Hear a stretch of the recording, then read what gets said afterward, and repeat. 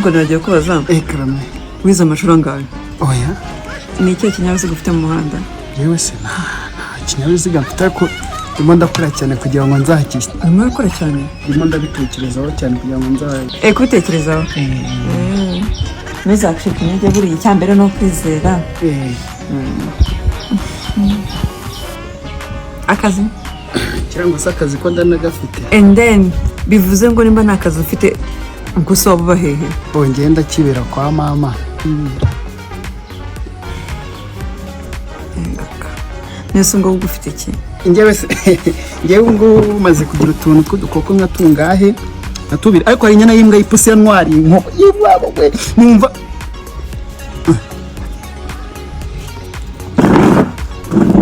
senzi ibintu mwamwige ubusa niko bimera urabunza bundoye wowe urusheti imwe n'udutoki tubiri, umukobwa uza kuriya wakwambariye mini kuriya, nta kazi ugira, nta tungo woroye, nta kibanza, nta nzu, nta ki.